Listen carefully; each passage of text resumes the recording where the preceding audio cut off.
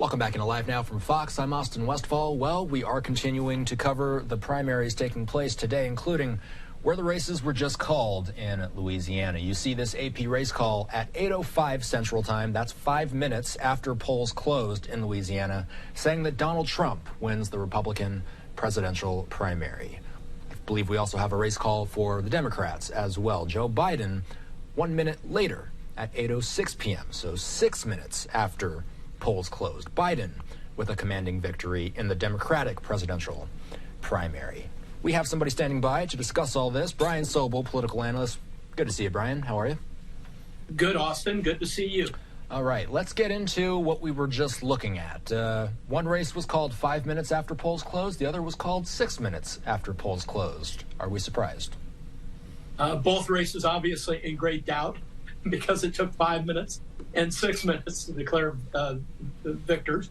But Austin, really, this is just the continuation of what has become a certainty on both the Republican side and the Democrat side as we march towards November. And we're all these months out, but some things we know for sure, and that is that it'll be a rematch between President Joe Biden and former President Donald Trump. When we talk about looking ahead to the future, and you know what, before we look ahead to the future, I do want to ask you about, there's a lot of people that are voting in these primaries, and it might be easy to say something along the lines of, oh, well, we already have a presumptive nominee on both sides, but is there any other way in which these votes are important? I think just voting in general is important. You may know what's happening at the top of the ticket, but in some of the parishes in Louisiana, there were other races, judge races and so forth. And so you want to encourage people to vote. Now, you do bring up something that's very interesting, and that is when you have presumptive nominees. Some people may say, well, why do I want to go out and vote? Well, not only the down ticket offices are often in play, but we don't have a lot of choices here in November. You're either going to vote Democrat, you're going to vote Republican, or you're going to vote for one of these other party candidates. And some people, Austin, will likely sit this one out as well. But we won't know that until we get closer to November. Between now and November, there are so many things that can happen on both sides of the aisle here that we really don't know. And I'd even go a little bit further and say that, if either of these conventions were tossed into a brokered convention, you've got a whole other scenario that could play out. Is there any history that tells us that when there is a presumptive nominee already, that voter turnout is lessened because of that fact? There's some data that suggests that it could drop a little bit, but again, generally, the presidential year is always the highest turnout wherever it is, and states or counties or cities, whatever, it brings everybody out. And sometimes at this early stage of a race like that, people say, you know what, Austin, I'm not interested in that. I already know those two people. I don't like either of them, or I like one, I like the other. I already know what I'm going to do. But we have so many months to go. And so, when the conventions occur in the summer, then people get jazzed again about whether they're going to vote in November. And so right now, we just don't know how this is going to play out, but it's very early in the race. Can results from local elections like this provide some sort of bellwether into the popularity of a given candidate? No question. We can learn a lot by primary results. For example, just weeks ago, Nikki Haley was being looked at as somebody who might be able to challenge Donald Trump. Ron DeSantis, another person in the race very early on that people said, well, he's probably going to be the challenge to Donald Trump. But one by one, Donald Trump was able to knock these people aside, all of the Republican candidates, one by one, and emerges by March here as the presumptive nominee and strong. What political threads are you going to be following closely in the immediate months ahead leading into the convention?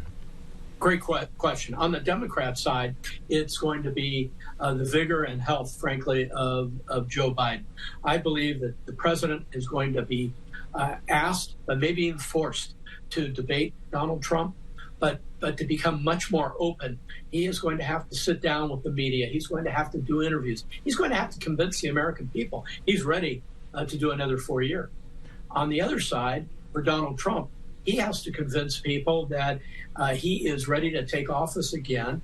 I think he's going to have to tone down the rhetoric that we became so used to in the last run-up for office and when he lost to Joe Biden. But just in general, he's going to be challenged on that front. But importantly, he's also going to be challenged on the legal front in so many different ways that one wonders how he's going to run for president and fight off all of these legal battles that he's got, and whether it really kind of takes him off his game and whether it takes his supporters out of it as well. I remember there being a time where there was quite a bit of chatter about whether or not Trump and Biden would even be able to make it to the 2024 election. As we get closer and closer to the convention, does it seem like the likelihood of something like that, and we are talking about a long shot scenario here, but is that long shot getting even longer as we approach the conferences? Quite possibly. It's one of these things where, 8 months to the election, you don't know whether the president's health holds up. If he has an incident, a situation, maybe the Democrats at their convention take another decision about who is going to lead them into November. And on the same front, Donald Trump, there could be some major legal decision that's made that really turns off a lot of his Republican voters. But, on the Republican side, all of these things going on with Donald Trump, Austin, have not dented his base at all. None of it. They continue to stick by Donald Trump through thick and thin. So, but again, so much time to go. Anything could happen, and you could end up like a brokered convention that happened in 1860 that delivered Abraham Lincoln.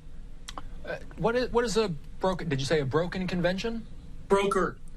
That's where, convention. What is that? In the case of the 1860 election, Seward was the leader, the leading candidate for the Republican side.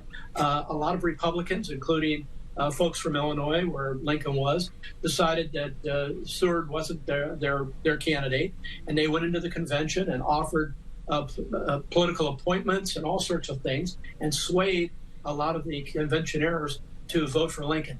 Now, to be honest, when we're talking about something that's a long shot, because a lot of rules have been put in place by both Democrats and Republicans to avoid that. And in fact, all of these delegates that are being sent to both the Democrat and Republican conventions have to hold their vote for the first ballot.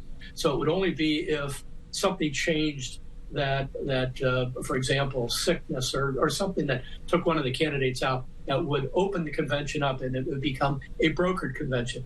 They would have to work together to figure out who's involved, and there would be lots of brokers on the floor helping to make that happen. Are there any other state races on the horizon that interest you? Do they all interest you? Might be the better. Well, they all interest me, but we're at a place now where the inevitable is occurring, and they become less and less interesting unless in certain places there may be a down ticket race that is of some interest to people. All right, Brian Sobel, we're going to leave it there for now. Pleasure speaking with you. We'll look forward to more primaries to come, and we'll have you on for those. Absolutely, Austin. Have a good night. All right, take care. Have a good weekend. Let's slide away for a real quick commercial break. We'll be right back with more Top Headlines.